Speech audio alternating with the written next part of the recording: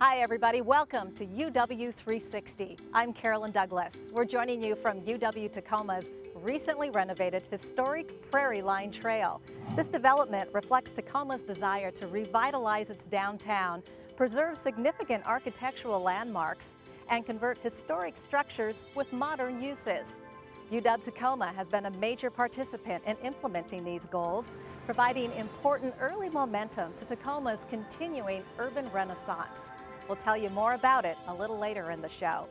We'll also meet a UW alumnus with a passion for service, Dr. Matt Oliva, who's volunteered to collaborate with the Himalayan Cataract Project to treat blindness around the world. Plus, we'll feature our first BECU's Husky Money Moment, where we'll feature some of UW's efforts to promote financial literacy and entrepreneurship in both students and the community. And we'll meet a married couple and longtime Tyee Club members who've been going to Husky football games for almost 60 years. But first, the UW pioneered the Educational Outreach System in 1912, which reaches almost 49,000 students today through a variety of programs. The UWEO, as it's known today, has a new Vice Provost, Rovy Branon. And we recently caught up with Dr. Branon to see what he plans for the UWEO and why he left one UW for our UW.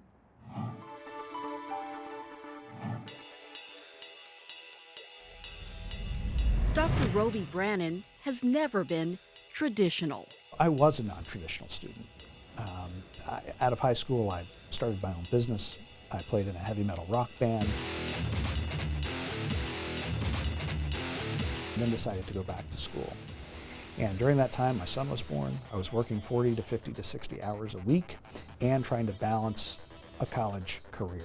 And I made it all the way through my PhD program in that kind of modality.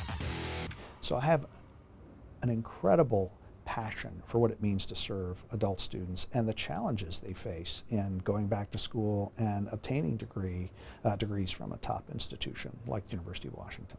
It's fitting then that Dr. Branon has been named as Vice Provost of UW Educational Outreach, or UWEO, which increases access to education for almost 50,000 non-traditional students each year. The total number of students in UWEO's programs more than doubles the number of students served by the University of Washington. It's truly a boundless spectrum of learners that we encompass. We're an important part of the university educational outreach because we focus on the students that aren't traditionally served in a campus environment. And it is that entire spectrum, that lifelong learning spectrum, that we focus on. Most of the lessons in this course focus on a single... UWEO is known for its UW professional and continuing education programs and other fee-based offerings. More than 160 certificate programs, 75 degrees, a growing variety of UW online programs, the Osher Lifelong Learning Institute, and much more. But the UWEO had to grow for a very long time to touch so many lives. So overall, 250 people in educational outreach. UWEO started more than a century ago in 1912 when UW President Thomas Kane asked Edwin A. Start to head a new UW extension program. They shared the noble vision of providing the UW's rich resources and quality education with the entire state of Washington. For more than 100 years, UWEO has adapted to changing times, offering a wider variety of summer, night, and weekend classes and programs, nutritional and budgeting classes for families during the Great Depression, correspondence course by mail for soldiers across the globe in World War II, and women's studies programs in the 60s and 70s are just a few examples.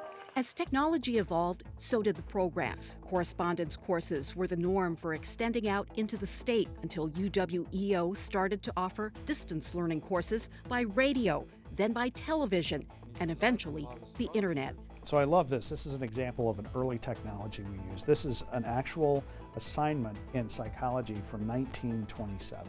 As ever, UWEO has its eyes on the future of learning for Washington State and beyond. So I'm actually signing my first certificate as Vice Provost of Educational Outreach. Which is why Dr. Branon is such an exciting choice to head the organization. We are 20 years or so into the internet as it relates to education, really. And so if you think about the printing press, we're not even into the 1500s in terms of what we could do with the internet. So think about where books are today, think about where we might be even in 20 years. I think we're in for quite a ride. As we're going to learn in this lesson, I would hope that in 10 years we're serving 500,000 students instead of 50,000.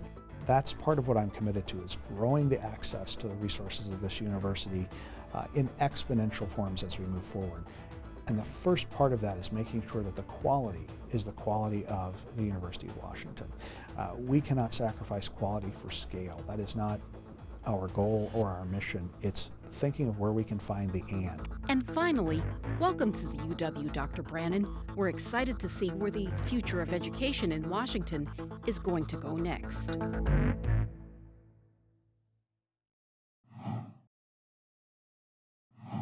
Vice Provost Branon has a lot on his plate with so many students. He'll continue to unify and build the Educational Outreach Organization, foster innovation and new approaches, and expand UW's education outreach globally through innovative partnerships. When we come back, we'll meet Dr. Matt Oliva and learn about the Himalayan Cataract Project as UW 360 continues.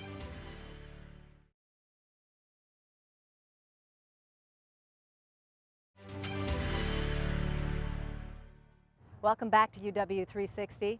Sometimes a very simple act can make a profound difference in someone's life. In the world's poorest countries, blindness often leads to early death due to inability to work, poor nutrition, and neglect. We meet one UW alumnus, Dr. Matt Oliva, an ophthalmologist who's dedicated to helping people around the world.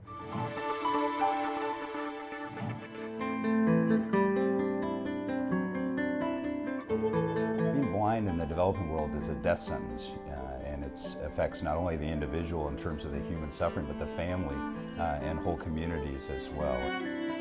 It's hard to believe that there is a $25 to $100 15-minute cure for world blindness, and there's 20 million people in the world that are blind. A lot of people feel it's the single most effective public health intervention is cataract surgery to transform someone's life, and I'm sure that we can do it.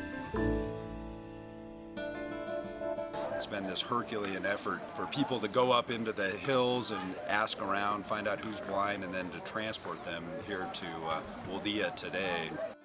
UW alumnus Dr. Matt Oliva was awarded the UW Medicine's Humanitarian Award for his work with the Himalayan Cataract Project, a group of doctors dedicated to eliminating cataract blindness in the developing world by training local doctors how to perform a simple yet life-changing surgery.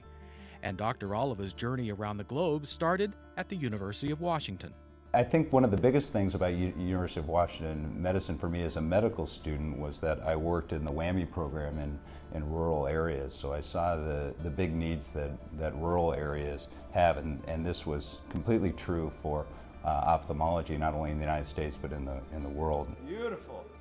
Following my time at University of Washington, I went to Nepal at the end of my fourth year of medical school, and worked in a remote eye camp where I saw the miracle of sight restoration through cataract surgery, which was a 10-minute operation with a team of providers in a remote schoolhouse, and it took people from being completely blind to being able to see again by the next day, and it was revolutionary for me. It was really my aha moment in medicine to see what was possible. My mentors there were fabulous. I learned to be an excellent surgeon. I learned to be a caring, compassionate doctor, and those tenets have allowed me to pursue this career of international ophthalmology. With Dr. Oliva's help, the Himalayan Cataract Project has expanded from where it started in Nepal to Ethiopia, Ghana, Malawi, Indonesia, and North Korea. Doctors in these countries have gone from being able to perform a mere 200 cataract surgeries a year to as many as 3,000.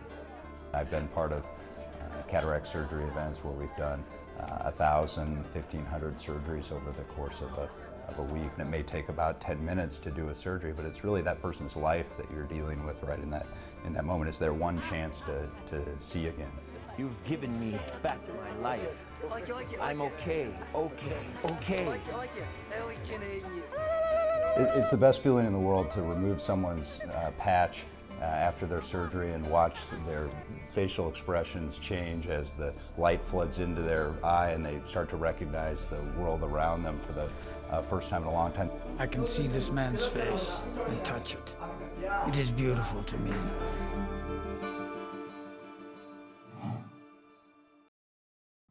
Dr. Oliva and everyone at the Himalayan Cataract Project will continue to fight cataract blindness until hopefully one day they can eliminate it entirely.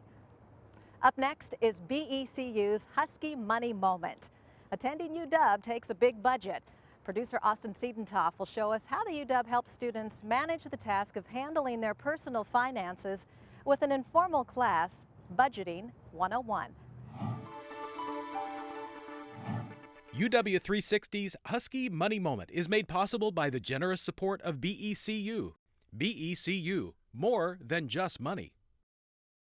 Studying at the University of Washington is a massive undertaking, not just academically, but also financially. College is expensive, and tracking expenditures is a difficult process for someone who's never done it before, which is why here at the Hub today, Student Fiscal Services is offering incoming freshmen a chance to take Budgeting 101. In Budgeting 101, students are introduced to the basic concepts of budgeting and the UW resources that can help them. You ever go to a movie? No, never go to a movie. I know, it's too expensive. UW has some pretty good deals on that, but we'll put it down. Why did Student Fiscal Services decide to have a Budgeting 101 class? We are the office that deals with a lot of students and their financial problems because we send out the tuition bill. So we see a lot of students who have money problems. Plus, we also handle things like over awards and pass-through loans. So we felt as though it was important that we reach out to the students before they get in trouble. Well, I'm interested in having my own budget and keeping track of my finances in college now that I'm living on my own, and will be paying for my own food and my own transportation expenses, my books. It's something I want to do for myself and a skill I want to gain because it seems useful for life. It's really important that the students understand now that what the decisions they're making financially are going to affect them long term, and that they need to be aware of how they're handling their money at this point in their life. Student Fiscal Services offers classes on borrowing, credit, and fraud, and they offer these classes to different groups all throughout the year. In the meantime, these students have walked away from Budgeting 101 with some goals of their own. Making a budget is like taking the reins of your own life. And Student Fiscal Services knows there's no time like being a freshman to take control. I'm Austin Siedentoff, and I'll see you next time.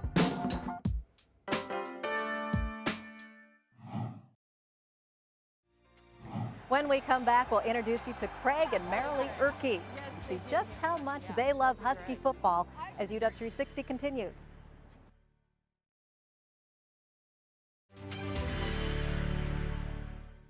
Welcome back to UW 360. When you talk about Husky football, the memories and traditions run deep.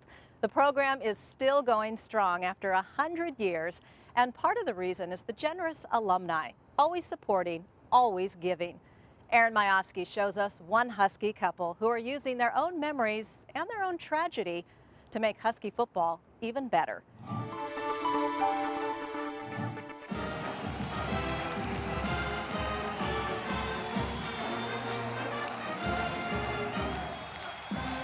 I started about 1957, 1958. We'd stay at the athletic club downtown and ride the buses over in the morning. Florette looking, firing down there. There's the looper pass. It is good. Complete.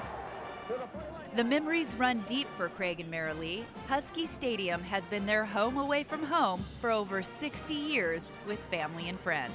My first game was when I was 16. That was before we were married. We've raised our kids here, coming here. We've gone with Craig's folks. We went with his grandparents. So this is, like Craig said, it's tradition. It's where we are drawn to every fall. Craig remembers sneaking into the old Husky Stadium with his pals, pretending to be possible recruits just to get on the field to meet Coach Jim Owens. Husky seats were tough to come by, and Washington was playing UCLA at home. It's a touchdown! It's a touchdown! It's a touchdown! Seats, tickets had been sold out for weeks, and so we figured out how were we going to get into the stadium. We didn't have any seats. We had no stature whatsoever. So we dug out our old high school letterman's jackets, and we found out where the recruits were getting together to go into the locker room, and we walked in with the recruits. We snuck in here twice with the kids to take our Christmas picture in Husky Stadium. Yeah. Nobody was here, but we weren't supposed to be here. We have two great pictures. Great pictures. Purple and gold runs deep in their blood, missing only a handful of games in over 6 decades. That's why this dynamic dog duo is giving back through a scholarship endowment for a Husky athlete, a contribution that will live on forever. The Urkeys Endowment is a heartfelt showing of support, but it doesn't come without pain.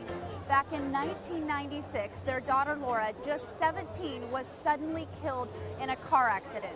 The Urkeys say they think about her daily, and they also know that tragedy has inspired them to give back. And what a better place to do it than here at the University of Washington. And it's remarkable to see parents that have had a loss like that do something to pay it forward. I mean, all of our donors are wonderful, but to do something like that in such a heartbreak and such a difficult time, to see the passion and the loyalty to this place through that and living through the spirit of our daughter, pretty neat. We get far more out of it than we give. We receive far more than we give.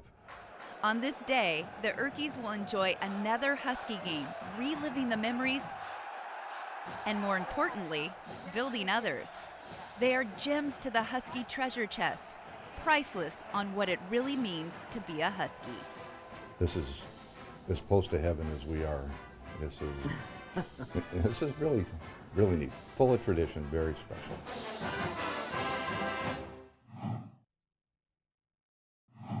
Aaron says it's been a family affair for decades. Craig's mother, Pam Urkeys, who graduated from the UW back in 1950, rarely misses a game. When we come back, we'll take a walk along UW Tacoma's recently restored section of its historic Prairie Line Trail as UW 360 continues.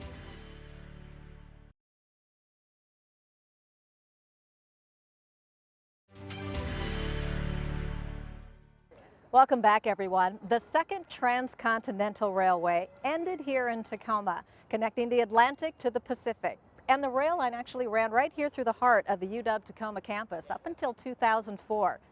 Now UW Tacoma is leading the city in an effort to restore the trail and preserve the history of the railway.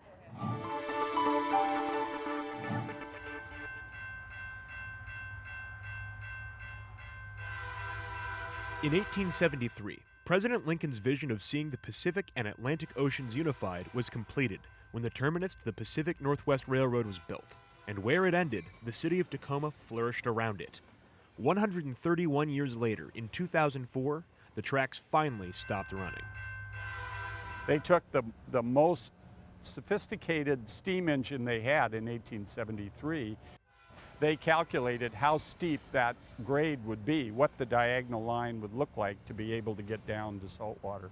And that diagonal, that angle that we're on today that cuts across the grid of the city is like a big frozen hand on a clock that marks the power of an 1873 steam locomotive to climb a hill. It is to honor that time in the history of the city that UW Tacoma is leading an effort in cooperation with the city of Tacoma to restore the Prairie Line Trail and make it a public space, from rail to trail. Most cities have a myth about where they started, and there's ambiguity about where it actually happened. In Tacoma, we know exactly where the city started. It was the building of this rail line. UW Tacoma draws its origins to the rail line. The campus was created by repurposing the warehouses that had been built to service the tracks. When I first started teaching here, I would be sitting in the library and a train, a full loaded train, would go right through the heart of the campus. Well, we wanted to honor the history of Tacoma and to provide a great bike and pedestrian path right through the center of our campus. But this just provides us a wonderful space to hang out, to be able to traverse the campus from one side to the other, and to link us to the rest of the city even a more bold way than the streets do. The city of Tacoma is following UW Tacoma's example and has already begun renovations on other parts of the trail. the end goal being a single line that connects the water to the mountains. Explain this space to me. Where exactly are we in relation to everything? All right, so we're in the heart of Tacoma. The Prairie Line Trail from UWT cuts through the campus and makes a big zigzag over here with this new crosswalk, and then down to the last segment of the Prairie Line Trail down to Puget Sound. One section of trail runs right up to a new wing at the Tacoma Art Museum, just across from campus. This wing holds a collection that features 200 years worth of Pacific Northwest history. The new Haub family galleries will house the Haub family collection of Western American art. It's a spectacular gift of 295 works of American art focused on the story and the history of the West. And this gift makes a great deal of sense for our community and actually the region. There's no other museum that has these kinds of holdings. To tie the gallery even more closely to the Northwest, the new wing was built to emulate the tradition of Native American longhouses. Parts of it also echo the history of the railroad. Again, why sliding screens, the boxcar image, and it most importantly controls light for us. So to have a collection of Western American art at the end of the railway, at the end of the West, it just makes perfect sense. Abraham Lincoln dreamed of a railroad to the Pacific, never saw the end of it, but probably one day, probably in the rain in December of 1873, standing between these rails, probably a contract Chinese laborer looked up from his work and saw the salt water of the Pacific Ocean and realized Lincoln's dream. It ended here. And he would have been standing where we are. That's awesome. It is awesome.